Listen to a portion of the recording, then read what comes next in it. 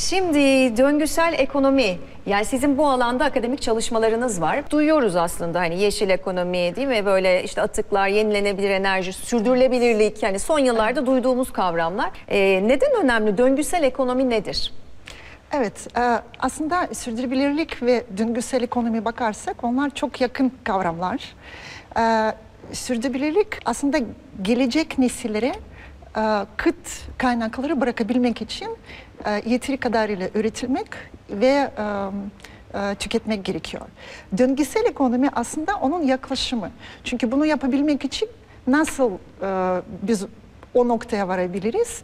Ancak atıkları azaltmak veya atıkları başka bir üründe kullanabilmek. Ve mesela ben birkaç tane rakam size vermek istiyorum.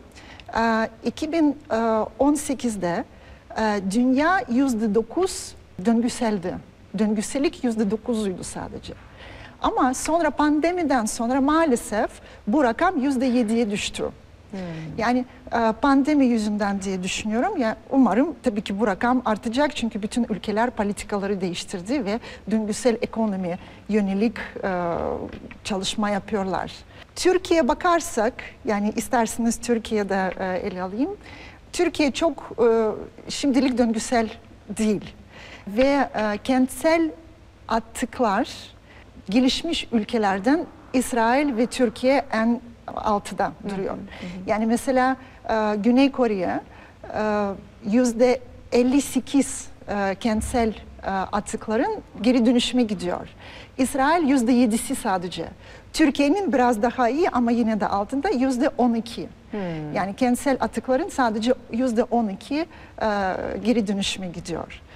Kalan gömülüyor. Potansiyelini gerçekleştirmesi için bu konuda iyi gidiyoruz demek için %12 kaç olmalı? Yani ortalaması ne yani bunun acaba? Ortalaması yani şimdi Türkiye'de mesela biliyorsunuz bir sıfır atık proje başlandı. Evet, doğru. Ve bu rakam en azından %35'e kadar çıkartılmaya çalışıyorlar. Evet, yani böyle bir çalışma var. Ben aslında döngüsel ekonomi yanında başka da bir kavram size anlatmak istiyorum. Yani ne kadar tehlikeli olduğunu aslında döngüsel ekonomi yoksulluğunu gösteriyor o kavram. Ekolojik ayak izi. Yani ekolojik ayak izi nedir? Yani bizim mesela biz bazı kaynakları tüketiyoruz ve bunun için ya da karbon emisyonlar artıyor. Ama bunun için ne kadar yeşil alana gerektiğini gösteren bir yani yaklaşım. Ekolojik ayak izi. Ekolojik ayak izi. O rakamlara bakarsak Türkiye'deki ekonomik aktiviteleri yani sanki 2.25 dünya varmış gibi gerçekleştiriyor. Yani aslında bugünkü faaliyetlerle yani Türkiye'de dünya yetmez. Yani 2.25 dünya varmış gibi. Ama tabii ki ben başka da ülkeleri göstermek istiyorum. O listede en kötü Katar. 8.6 dünya varmış gibi yaşıyorlar. Ondan bitmeyecek gibi bu kaynaklar, hiç bitmeyecek gibi. Evet, evet. Aynı zamanda başka Arap ülkeleri ve Amerika ve Kanada dahil 5 dünya varmış gibi yaşıyor. Avrupa 3 dünya varmış gibi yaşıyorlar. Tabii ki o listede başka da ülkeler var. Daha çok tabii ki az gelişmiş ülkeler. Orada yarım dünya varmış gibi yaşıyorlar ama o çok yeşil olduğunu göstermiyor. Çünkü aslında ülke düşük geliri olduğu için çok kullanamıyor fazla o kaynakları kullanamıyor. Zaten. Evet, teknoloji de çok fazla üretemiyor. Üretemeyince de karbon emisyonu da olmuyor.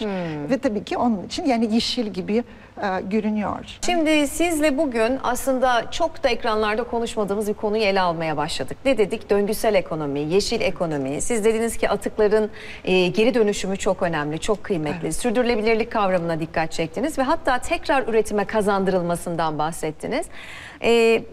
Bir toparlayıcı cümle alalım bununla ilgili, önemiyle ilgili. Ve sonrasında da bilinçli tüketim için bize bir şey düşüyor mu? Yapmamız gereken ne? Tabii aslında bilinçli tüketim çok önemli. Çünkü aslında biz bu ekolojik ayak izini artırıyoruz. Nasıl artırıyoruz? Daha fazla en son teknoloji kullanmaya çalışıyoruz. Ve bütün teknolojik aletleri kullanmaya çalışıyoruz. Onları kullanırken tabii ki elektrik üretimi artıyor. Artınca karbon emisyonu artıyor ve çevremizi kirletiyoruz daha fazla. Mesela bir sürü sektörlerde bilinçli olması lazım ve sadece çok kısa bir örnek vermek istiyorum. Mesela tekstil bile. Yani o çok bilinçsiz artık tüketim başladı.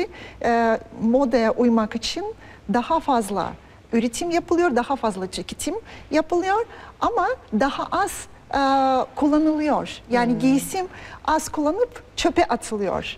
Ve aslında çöpe atılınca o bütün kimyasal toksik maddeler çevremize zarar veriyor. O kesinlikle tabii ki geri dönüşümü için dönmesi gerekiyor. Evet, yani üretim tüketim dengesini korumak zorundayız aslında her Aynen alanda. öyle, evet. Paylaşım bir yandan da değil mi? Tabii yani ki, o kıyafetleri kesinlikle. de paylaşmak. Belki Evet. ikinci ele teşvik etmek. Evet. Ama bu teknoloji için aynı fikirde yani aynı şeyi düşünemiyorum. Çok ütopik geliyor. Nasıl engelleyeceğiz? Gerçekten de aldı başını gidiyor hızında. Evet. Ve çipler değil mi? Yani bugün Evet. sadece bilinçli tüketim ama bir yandan da üretim bütün dünyada Tabii. çok yaygın. Aynen öyle ama bir tarafta aslında teknoloji başka bir şey var yani aslında yeni teknolojiler enerji tüketimi de azaltabiliyor. Yani atıyorum buzdolabı aldığımız zaman enerji tasarruflu buzdolabı alırsak o zaman daha az enerji. Yani yeni teknoloji bir taraftan iyi aslında yani çünkü yeni inovasyon, yeni teknolojiler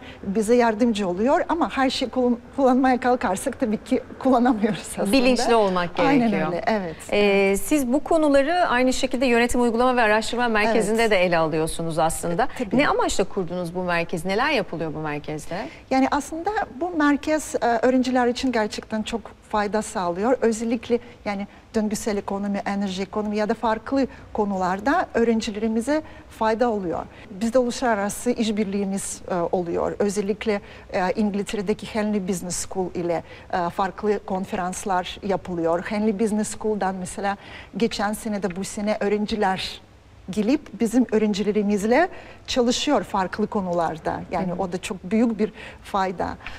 Aynı zamanda şimdi döngüsel ekonomiye dönersek öğrencilerimize nasıl bir fayda olabilir?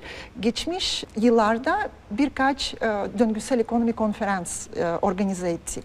Ve sektörden çok katılımcı oldu. Yani farklı ünlü şirketlerden, enerji şirketlerden ya da farklı sektörlerden katılımcılar oldu ve öğrencilerimizle bu tecrübeleri paylaştılar. Yani öğrenciler daha bilinçli oldu ve aslında gerçekten kendini de geliştirmek istekle ayrılıyorlar bu konferanslarla. O çok önemli. Şimdi bu söylediklerinizi dinlerken şunu da fark ettim. Şimdi ekonomi, yeni nesil ekonomistler yani ekonomi bölümünü seçecek arkadaşlar için dikkat etmeleri gereken farklı çalışma alanları da var gibi. Bu söylediklerinizi düşününce tüm bunları aslında seçecek arkadaşlar için bir ışık da olabilir. Yeni alanlar, işaret etmek istediğiniz yeni alanlar var mı?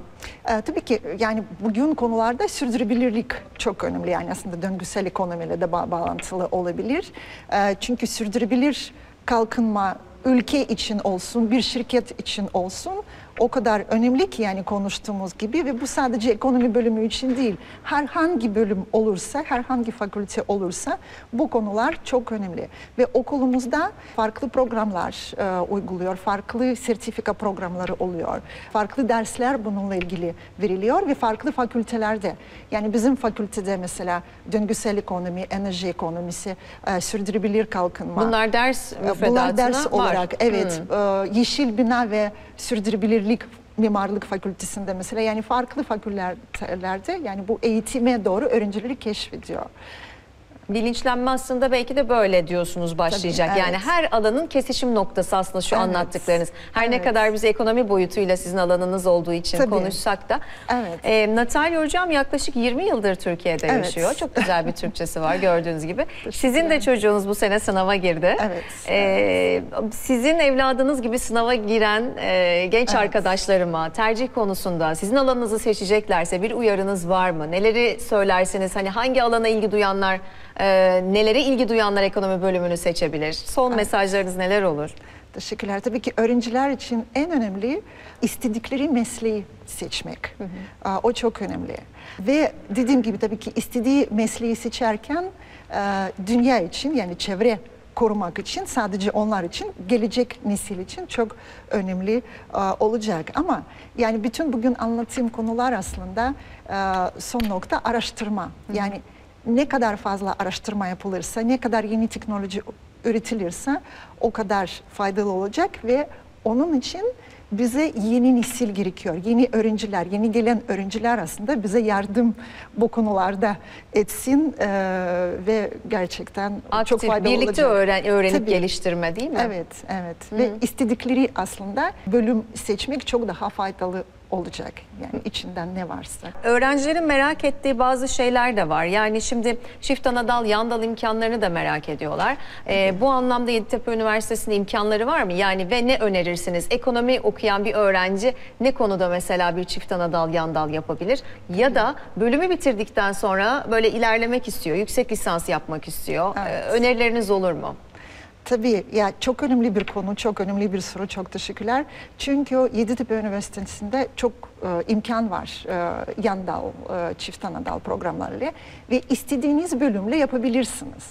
Yani sözleşme bile yoksa bugün ama ben bununla yapmak istiyorum. Kesinlikle size yardımcı oluyoruz. Ve hangi bölümle yapılır? Bizde o kadar çok örnek var ki, yani bizde mesela Şaşırtanlardan da verin bize örnek. Ekonomi bölümünden gastronomi bölümle birlikte yapan öğrencilerimiz de var. Evet, umarım beni de izliyor. Selam Evet, iletiyorum. güzel, evet. Evet, ama farklı, yani psikoloji bölümü ve ekonomi bölümü. Yani çok farklı bölümlerle her bölümle yapılabilir. Çünkü mesela bazen öğrenciler bir bölüm seçiyor, sonra anlıyor ki belki de gönül farklı tarafa, kesinlikle yan dal ya da çift ana dal farklı bölümle her zaman imkanlarımız var. Çok teşekkür ediyorum katkınız için.